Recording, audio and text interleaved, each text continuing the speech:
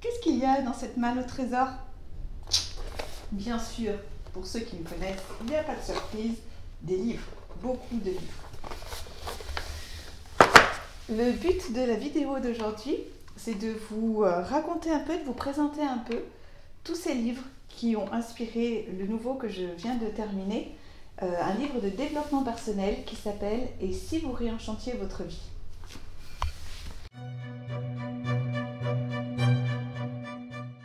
Je commence par le premier. Alors, je vous montre celui qui est illustré, même si c'est une variante de ce gros-là qui n'est pas illustré et qui est mon livre de chevet depuis des années. C'est vraiment celui qui m'a conduite là où je suis aujourd'hui. Donc, je l'ai acheté en anglais, mais je pense que vous pouvez le trouver en français. The 7 Habits of Highly Effective People de Stephen Covey. Donc, en fait, ce sont les 7 habitudes de ceux qui réussissent, tout ce qu'ils entreprennent. Alors, c'est un titre un peu racoleur, mais ne vous fiez pas à ce titre parce que vraiment c'est un livre de développement personnel, très moral, très plein de conseils pratiques et d'exemples de vie privée. Il m'a énormément appris.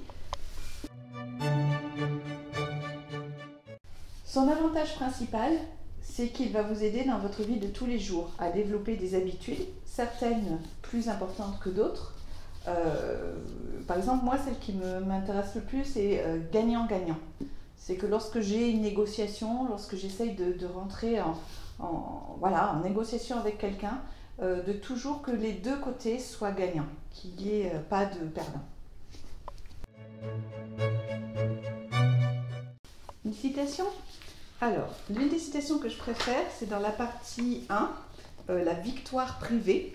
Et sa première habitude vous incite à être proactif, à ne pas être réactif, à agir et pas à réagir. Et donc cette citation, j'aime beaucoup, vous dit « No one can hurt you without your consent ». Personne ne peut vous blesser si vous ne le laissez pas faire.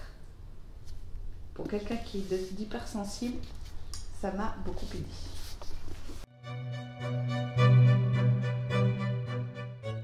Dans la lignée de Stephen Covey, un autre livre archi connu, c'est le Miracle Morning de Hal Elrond. Alors, je n'ai pas tout adhéré, j'ai pas adhéré à toute la philosophie du livre, à tous les conseils du livre. Déjà, je suis quelqu'un qui me lève très tôt depuis que j'ai des enfants. Avant, c'était pas mon cas, j'étais plutôt couche tard et lève tard. Mais maintenant, je me lève très tôt. Donc, me lever plus tôt que 6 h du matin, je trouvais que c'était un peu trop difficile à mettre en place. Par contre, j'ai changé ce que je faisais entre 6 h du matin et 7 h 50, qui est l'heure où je quitte la maison. Et ça m'a inspirée. Ici, vous avez le journal, parce que j'ai acheté le livre sur tablette pour lire en numérique, mais j'ai acheté le petit journal qui va avec, qui vous donne des pistes, le premier mois, ce que vous pouvez faire, chaque matin, ce que vous pouvez faire. Donc l'intérêt pratique du journal, bien sûr, c'est que vous pouvez écrire dedans, que vous pouvez l'utiliser au quotidien. Et donc, pour vous y mettre, c'est pratique. Alors une citation, on est au début du livre, enfin, même dans le journal, hein, il y a des petites pistes, bien sûr, pour vous rappeler sa méthode. Et donc, l'une des choses qui dit que j'aime bien, c'est que votre vie n'est pas ce que vous croyez qu'elle est. Vous croyez souvent que votre vie, c'est votre travail, votre vie de couple, votre santé. Ça, ce n'est pas qui vous êtes. Votre vie, c'est qui vous êtes vraiment à l'intérieur. Et souvent, on n'a pas encore trop d'idées de qui on est à l'intérieur. Et ça peut vous aider à trouver qui vous êtes. Je finis après, c'est fini, il n'y a plus de livres en anglais, promis. Un autre livre que j'ai beaucoup aimé, même si on est plus axé sur la réussite, on va dire au point de vue du travail, c'est le livre de Jim Rohn, donc c'est un classique. Hein. Il s'appelle 7 Strategies for Wealth and Happiness, donc 7 stratégies pour la richesse, mais dans le sens la prospérité et le bonheur. Donc il relie les deux. Il y a vraiment, c'est quelqu'un qui a été qui a eu beaucoup d'impact, beaucoup de conséquences positives sur les gens qui l'ont écouté, notamment en conférence. C'est très court, c'est des chapitres très courts, donc qui se lisent très vite. Et c'est vraiment axé sur le développement personnel et sur la réussite professionnelle, si c'est un domaine qui vous intéresse particulièrement. Donc son intérêt principal, c'est qu'il s'intéresse beaucoup à la réussite professionnelle. Donc si vous avez des soucis un peu de ce côté-là, ça peut vous y aider, même si ce n'est pas qu'un livre de réussite matérielle. Il y a vraiment beaucoup d'éléments personnels, de développement personnel à l'intérieur de ce livre. Une citation que j'aime bien, c'est écrit en gros, en lettres capitales. Hop. Ça y est, je ne sais pas si vous le voyez ici. Et c'est écrit en gros, c'est-à-dire que pour faire des progrès, vous devez en fait commencer à en faire. Il faut essayer, il faut se lancer. Parce que sinon, vous ne progresserez pas. C'est tout bête, mais je trouve ça m'amuse.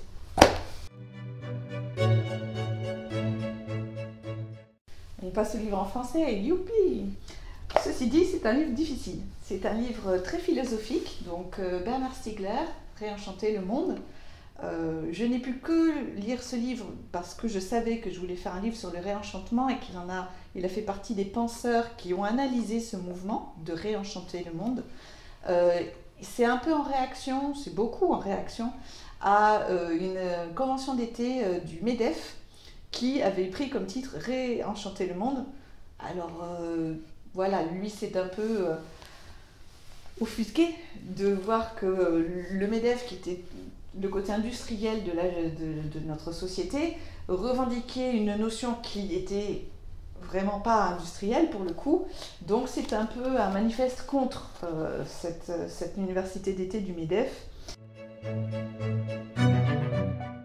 Il n'empêche qu'il y a des principes très intéressants, donc si ce côté philosophique vous intéresse, le côté de l'esprit, de la force de l'esprit par rapport à l'industrialisation, ça peut vous intéresser. Mais il était difficile de trouver une citation parce que c'est vraiment un livre très complexe où beaucoup de notions sont imbriquées les unes aux autres. Mais dans le début du livre, il y a une phrase qui est assez belle. L'humanité ne survivra, autrement dit, que si elle sait dépasser l'âge de la consommation. C'est là le programme d'une nouvelle croissance qualitative et contre l'idée d'une décroissance. Parce que nous ne survivrons pas si, au-delà des mers et des sables, des milliards d'êtres humains s'abîment dans les pénuries, les disettes et la précarité.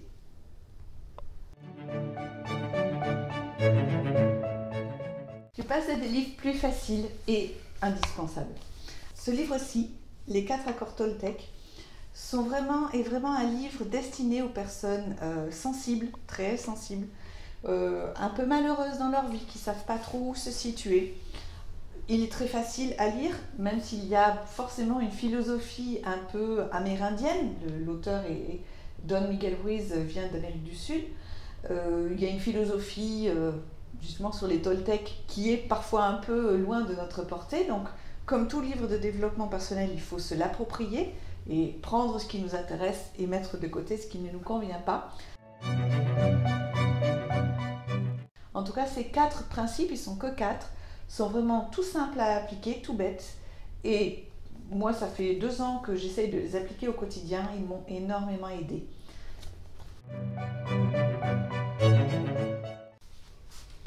La citation que j'aime beaucoup, il y en a beaucoup dans ce livre, mais elle fait référence aussi à ce que j'ai écrit moi. C'est « Chaque être humain est un magicien. Par notre parole, nous pouvons soit jeter un sort à quelqu'un, soit l'en libérer. »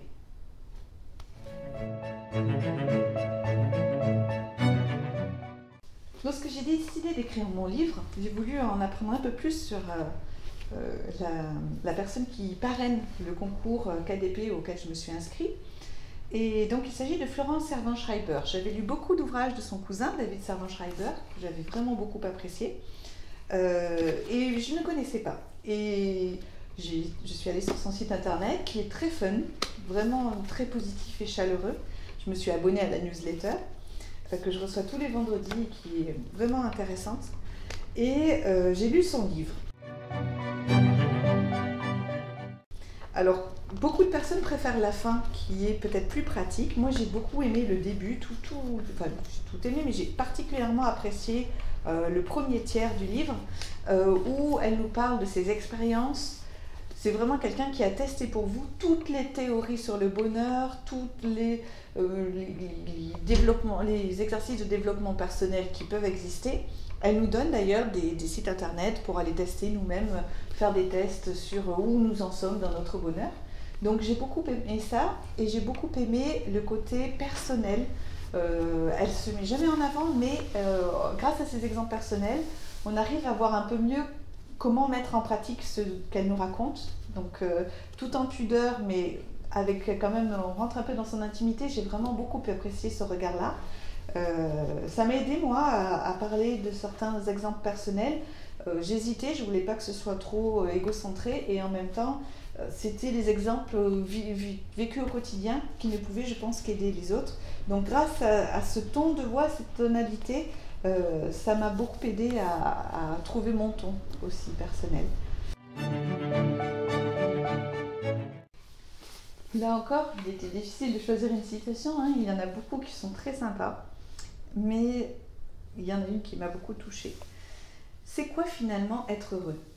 Ma définition serait être amoureux de sa propre vie, en prendre soin, la chérir, l'honorer du meilleur de soi-même, en cultiver les qualités avec tendresse, et ne pas convoiter celle du voisin.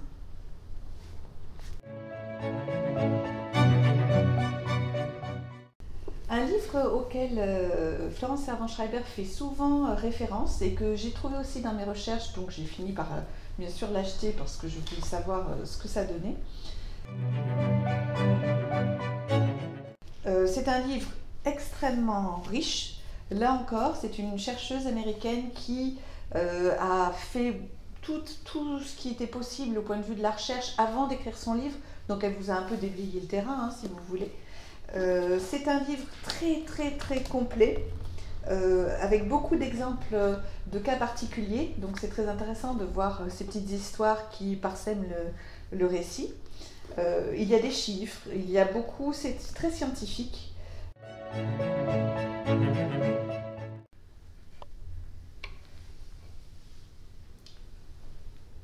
Une citation qui m'a fait rire et qui est d'une évidence folle et que je pense beaucoup de gens se font, une réflexion beaucoup de gens se font. C'est ces activités si intenses et si profitables, pourquoi nous semblent-elles si gnangnan? Certains d'entre nous peuvent trouver futiles, sinon mièvres, des injonctions comme « voyez le bon côté des choses »,« vivez au présent »,« n'hésitez pas à agir charitablement, sans réfléchir » ou « souriez ». Mais ces stratégies, lorsqu'elles sont mises en œuvre de façon optimale et soutenue, se sont révélées incroyablement efficaces. Pourquoi ne sont-elles pas plus répandues? Pourquoi ne les clame-t-on pas sur tous les toits? Peut-être parce que ces conseils apparemment simples sont finalement complexes et pas si faciles à condenser.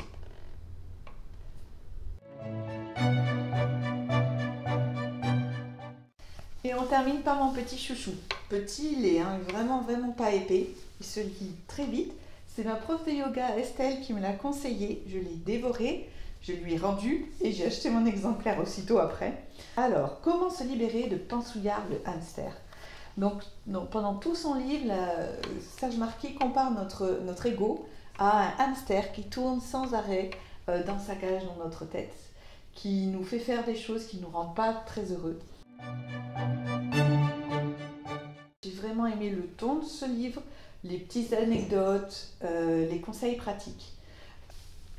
Donc ça, c'est mon préféré de tous mes préférés que je viens de vous montrer.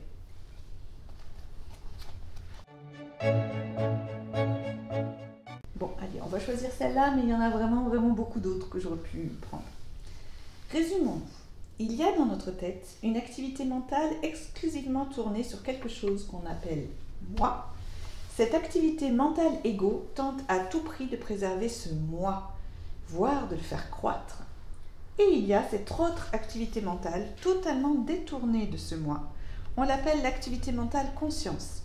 Et elle n'est que perception, occupée par l'apport de nos sens. Les pensées, sans moi, qui l'habitent, sont celles qui permettent de créer des œuvres d'art, de faire des courses, de planifier des voyages, de dire bonjour, comment ça va? Et surtout d'écouter la réponse. Ce sont des pensées qui analysent la qualité de l'eau potable et coordonnent la gestion des déchets. Des pensées qui font des plans pour construire des abris et distribuer des vivres au lendemain d'un tremblement de terre. Mais attention, cette activité mentale conscience risque à tout instant, d'être évincée par sa rivale, l'activité mentale égo, autrement dit par Pansouillard et ses pensouillures.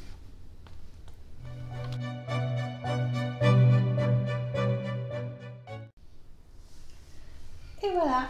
Et si vous ne voulez pas lire tous ces livres, je vous conseille de lire le mien.